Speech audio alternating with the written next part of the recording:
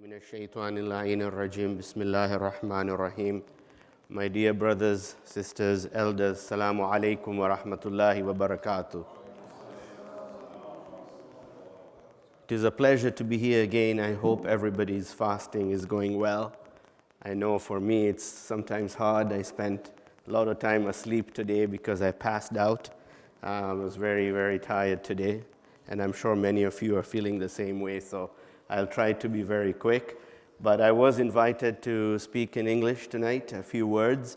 And I thought that because we are entering the days when we will be talking about Imam Ali alayhi salatu wassalam, that we spend some time reflecting on the Munajat of Imam Ali alayhi salam, because we will be reciting this Munajat together, inshallah. And Sayyid Ruda, we all look forward to Sayyid Ruda's voice when we think of the Munajat of Imam Ali alayhi salam.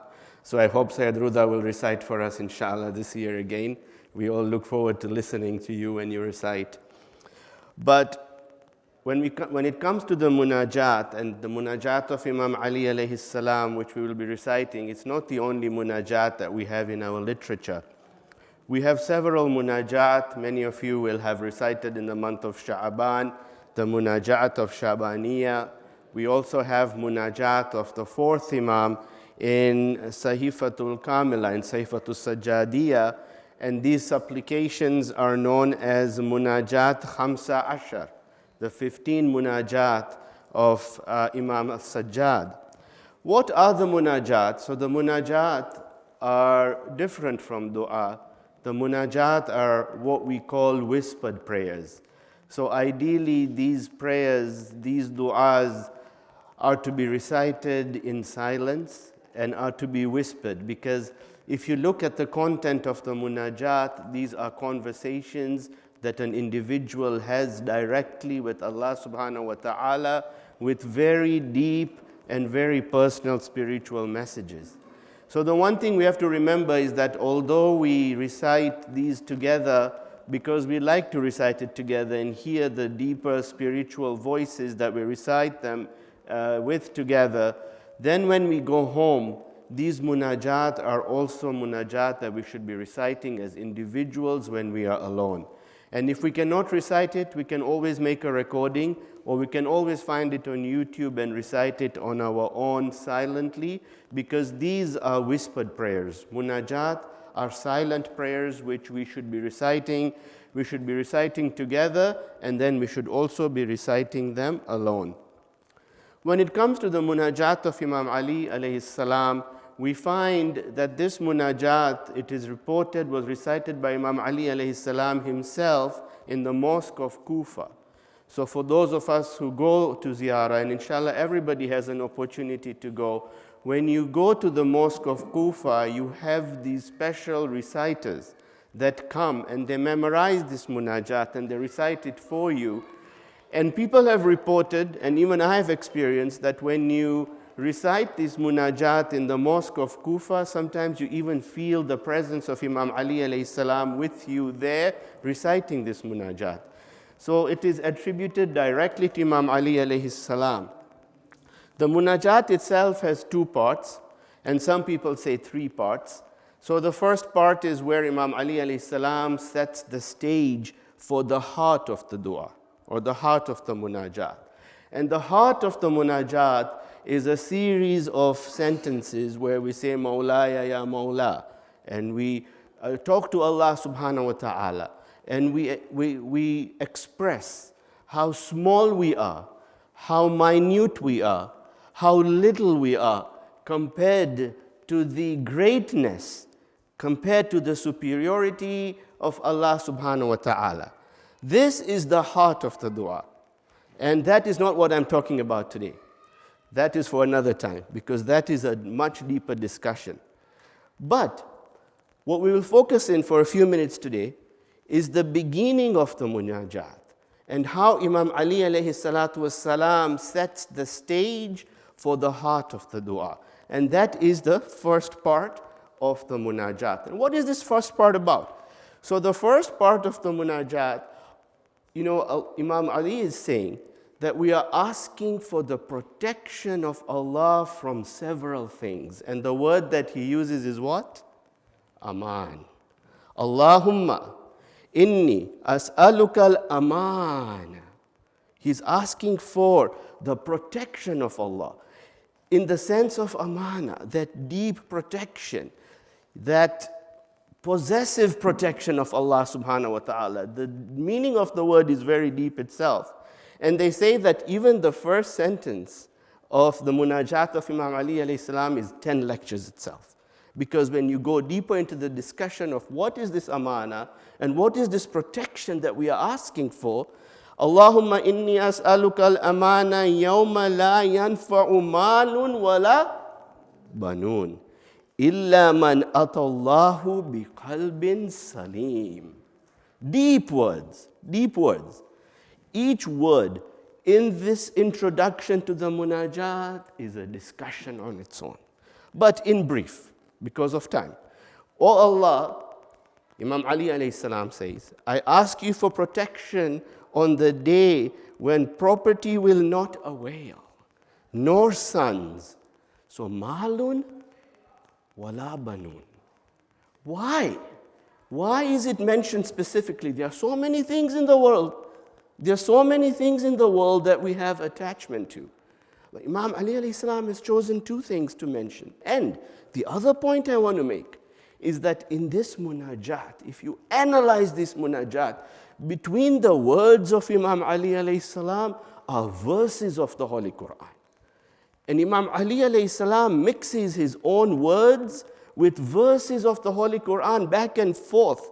You can tell that whoever is reciting this is not only a poet of his own right, but is also a master of the knowledge of Quran. Because Imam Ali alayhi salam puts verses of the Quran, and when I was reading the resource that I was using, they mentioned the verses of the Quran. You go back and you see that Imam Ali, between his own words, is switching between his words and the verses of the Quran. And this is taken from Quran. And the next part is also from Quran. Illa man atallahu biqalbin salim. What is qalbin salim? I asked my Imam, what do you mean by qalbin salim? You know, we try to translate in English. And there are so many meanings to this sentence that it is only this particular quality in a human that will help him on that day. Which day? I'm going to talk about that. Because when we talk about these first few lines of the Munajat, we assume that we are talking about the day of Qiyamah. Sahi? We're talking about the day of Qiyamah. This is the first thing that comes to mind. Mufassirin say, hold on.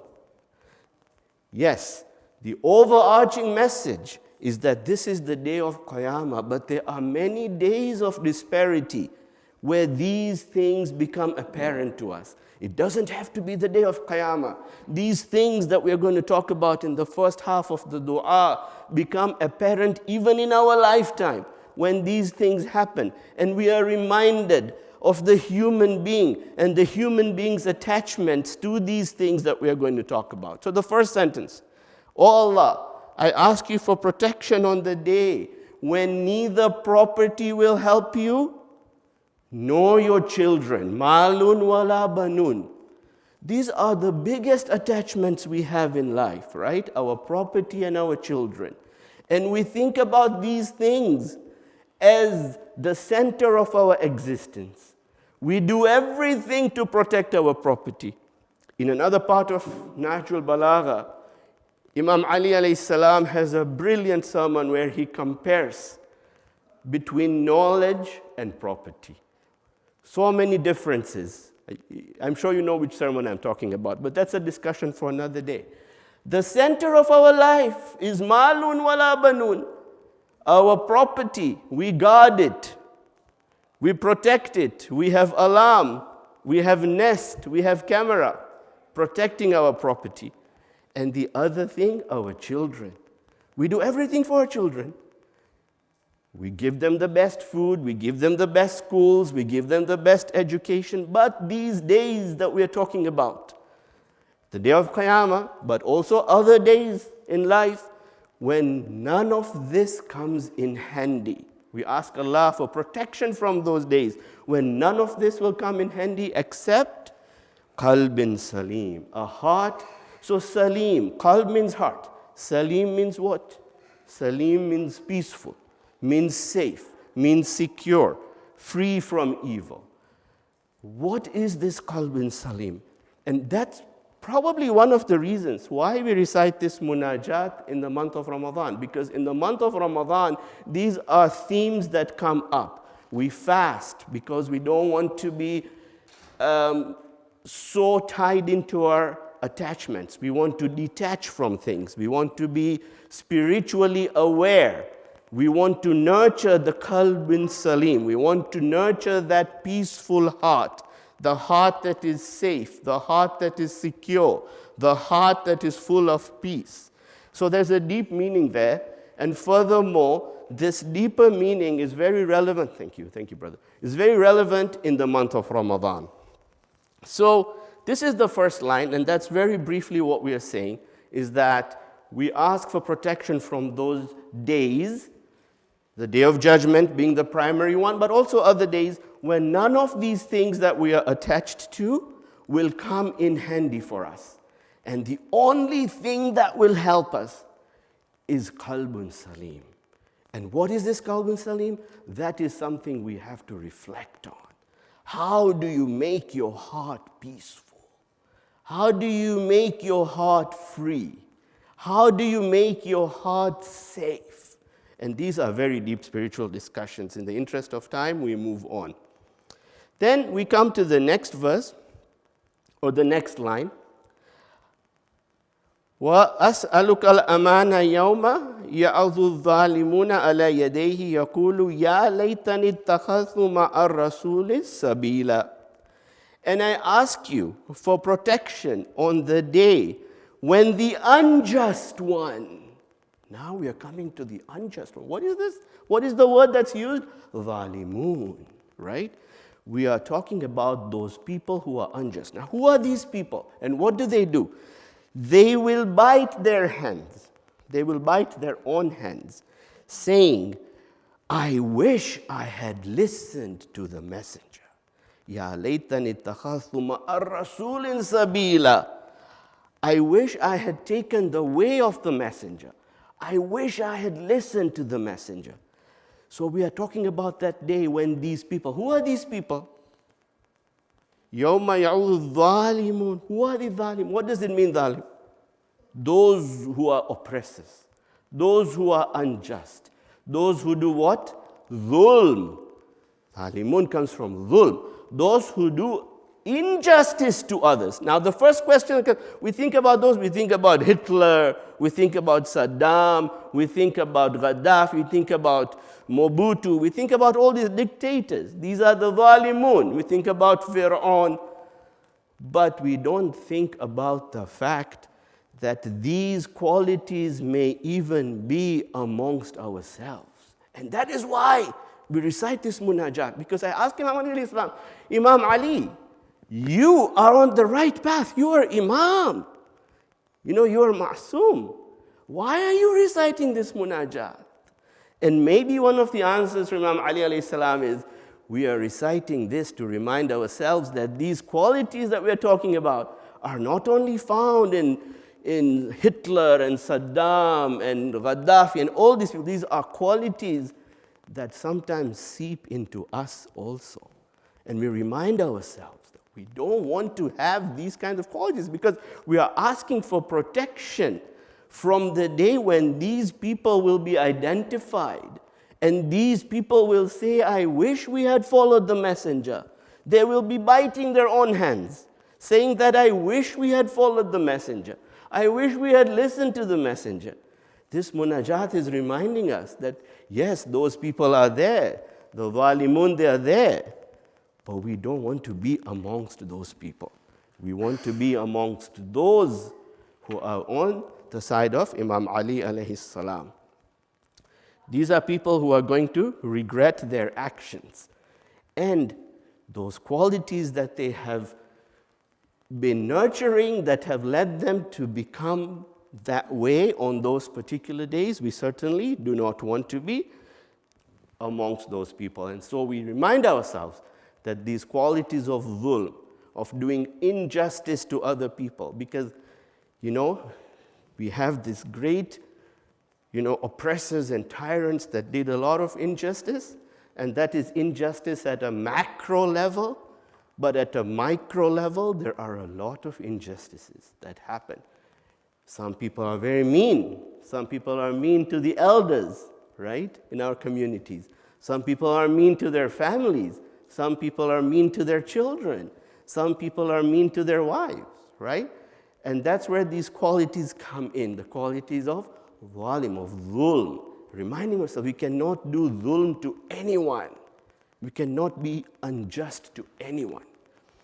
The next line. وَأَسْأَلُكَ الْأَمَانَ يَوْمَ يُعْرِفُ الْمُجْرِمُونَ بِسِيمَاهُمْ فَيُؤْخَذُوا بِالنَّوَاسِي وَالْأَقْدَامِ. And I ask you for protection on the day when the guilty shall be recognized by their marks, so that they shall be seized by the forelocks and the feet. So we remind ourselves again, we talked about zalimun, now we're talking about the mujrimun. We're talking about those who are guilty. Those who are guilty of what? Those who are guilty of fitna. Those who are guilty of sin. Those who are guilty of crime. Those who are guilty of corruption. You can talk a lot about mujrimun. Imam Ali alayhi salam is saying we want to be protected from the day when these people will be identified. Those who are guilty of all kinds of crimes. And again, like we said, this is not only about those people who have committed egregious crimes. This is also about us. This is also about reminding ourselves that we do not want to be among those who would be considered zalimun, who would be considered mujrimun. We want to be amongst those who are not identified, because what happens to those who are identified? They shall be seized by their forelocks and their feet. And again, primarily, this will happen on the day of Qiyamah, but sometimes people find justice even before that. Their Qiyamah comes early, and on those days they are identified and their sins are identified. Please recite the salawat.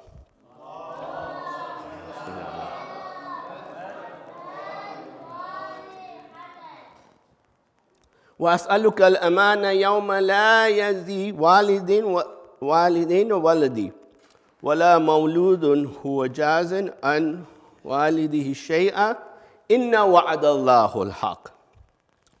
And I ask you for protection on the day when a father shall not give any satisfaction for his son or child, nor shall the child give any satisfaction for the father.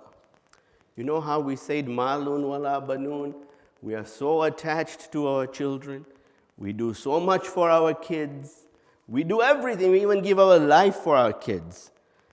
But Imam says, the day will come when neither the child will get satisfaction from their parents, and neither the parents will get satisfaction from their child. And he says, verily, this is the truth. And again, Imam Ali switches. He switches from his own speech. Now he comes back to Quran. What does he say? Inna wa'adallahu al-haq. Brilliant. Can we give a speech like that? If I ask anybody here, give a speech and put in your own material, your own content, but go back and forth. This verse of the Quran, that verse of the Quran. I don't think anyone can do it. Only Imam Ali alayhi salam is capable of deriving this type of material. So this is the second time in the Munajat, and even later on, when we come to another part of the Munajat, that we talk about the children. We talk about our kids. We talk about our progeny. And it's reminding us that, yes, we are attached to these aspects of our life, our kids, our progeny, our children. But remember that these are fleeting things as well. Your mal, your banun, these are not going to be with you forever. These things are going to pass. These things are going to move on, to the point where Imam Ali says that neither the father will have satisfaction from the children, nor the children will have satisfaction from their parents, reminding us that Ultimately, we are all responsible for our own individual actions, and that we will all be on our own when these days come. Even the children will leave their parents, even the parents will leave their children. And that's also mentioned in a subsequent verse. Attachment to children is a big part of life today. But in this month of Ramadan, we have to detach. We have to remind ourselves that we are not attached to anything except Allah subhanahu wa ta'ala. And we are not attached to anything except the act of creating qalbun salim, which is the first line of the Munajat. The next part, وَأَسْأَلُكَ الْأَمَانَ يَوْمَ لَا يَنْفَعُ الظَّالِمِينَ مَعَذِرَتَهُمْ وَلَهُمْ لَعْنَهُ وَلَهُمْ سُوءُ الدَّارِ. And I ask you for protection on the day when the unjust shall not benefit from their excuses. And for them is the curse, and for them is the evil abode. We talk about ma'aziratahum and the zalimun again. And what do we talk about them in the context? We ask for protection from the day when those unjust people will not be able to make excuses. You know how good we are at making excuses for anything?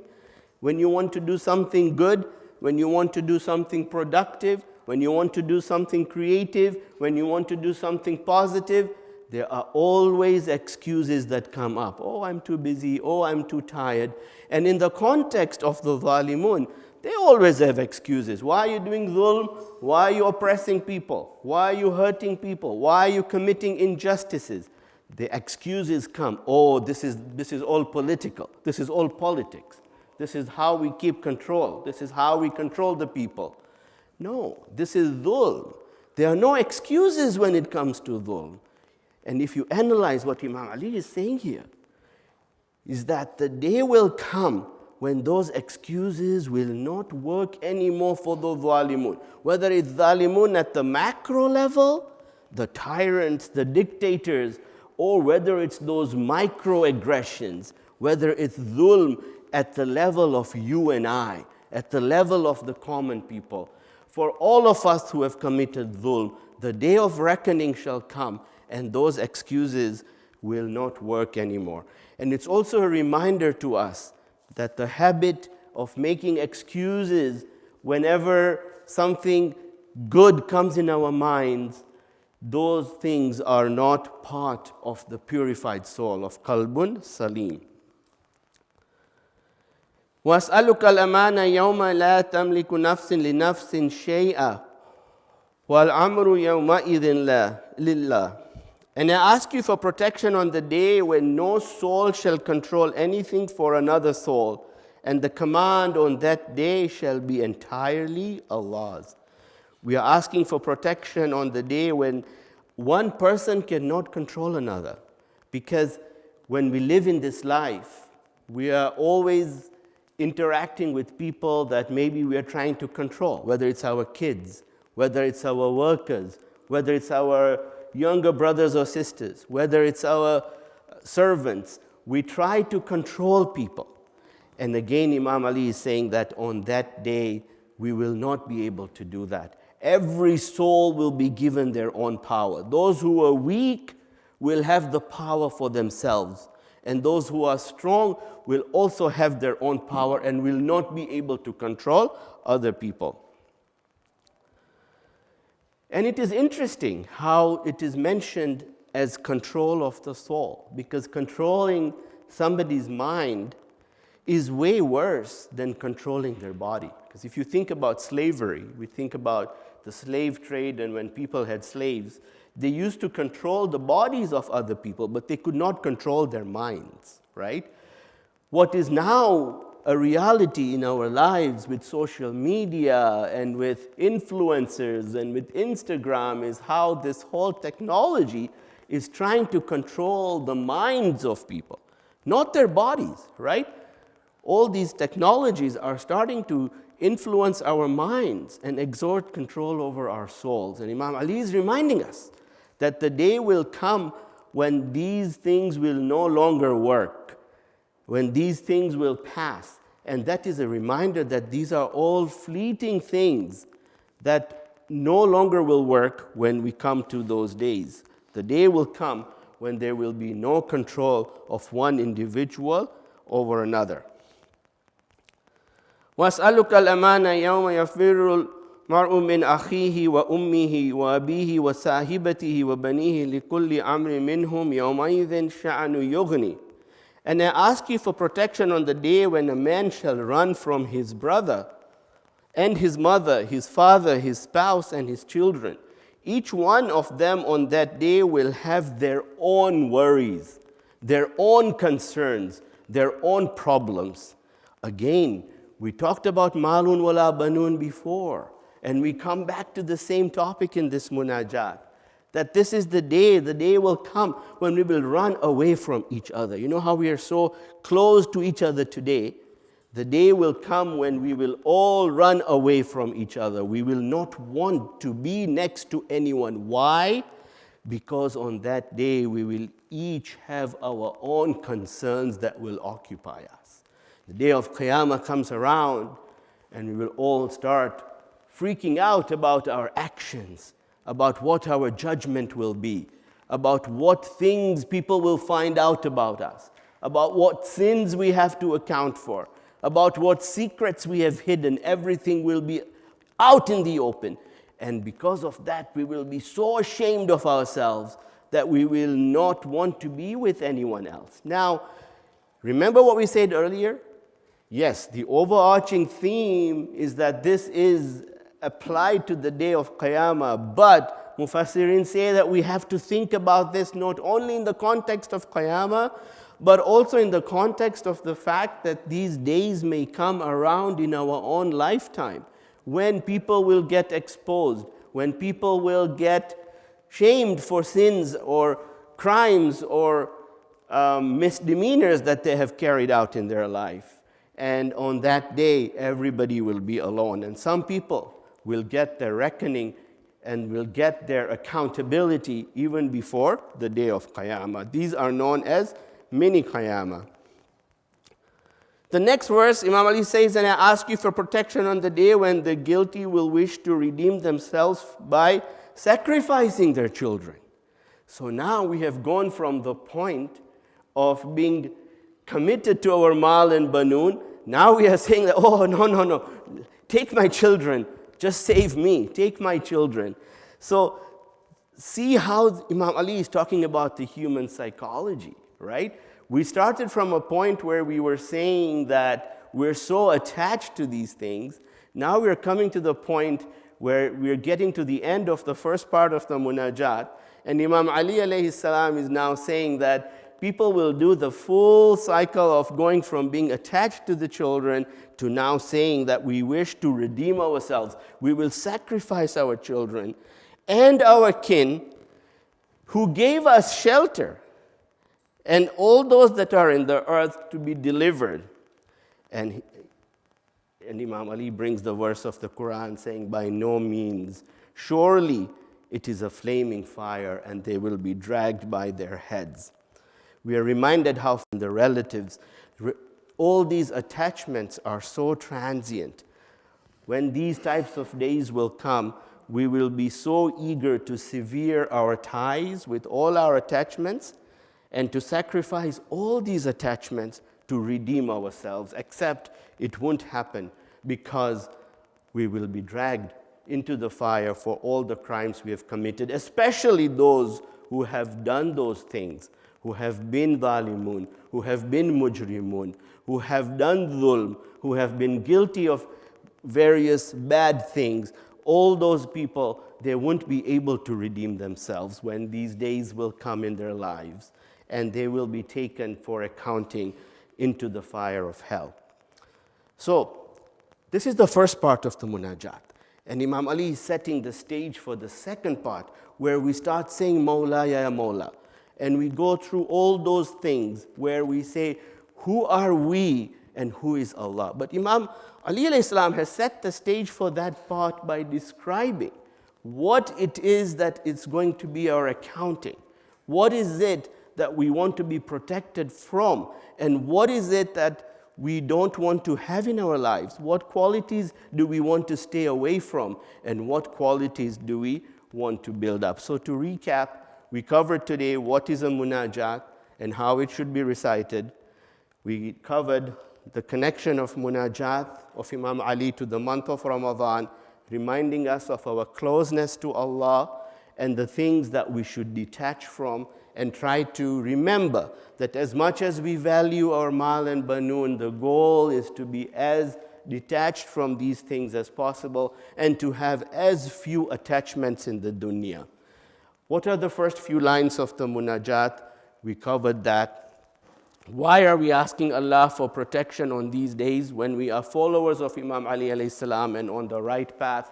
We say that Imam Ali is reciting this munajat, even though he is Imam, he is still wanting protection, because these qualities are only not found in the dictators and tyrants of the world, but they also seep into each and every one of us. And we have to remember when we recite this munajat that we are also prone to getting some of these types of qualities in our own lives. The things we ask for protection from are the qualities not only in the enemies of Islam, but also in ourselves. It will become apparent on those days of reckoning that all these qualities in human nature need work to be eliminated at many levels, at both the individual and societal level. The same things we are attached to, we are so willing to give up when it comes to the reckoning. We talked about dhalimun, mujrimun, our attachments to children and property. We talked about qalbul salim, that peaceful heart, that safe heart, that sage heart which is not attached to anything. And Imam says in the first line that the only way to achieve redemption is to nurture that type of a heart. We talked about wa'adallahu bil haqq, that everything Allah has said is truth. And Imam Ali ties this into his own material, his own content of the munajat. He ties it into verses of the Quran. And then that is how Imam Ali alayhi salam sets the stage for the second part of the munajat. Inshallah, we will talk about it next time. My dear brothers and sisters, thank you for coming out and listening to a few words of English. Inshallah, we shall recite this munajat starting on the Amal nights. And I ask you all to keep me in mind and in your prayers when you recite and when you do your Amal. Having said that, I thank you for inviting me, Sayyid Ruda, and the committee. And we'd like to end with a loud salawat, followed by Suratul Fatiha.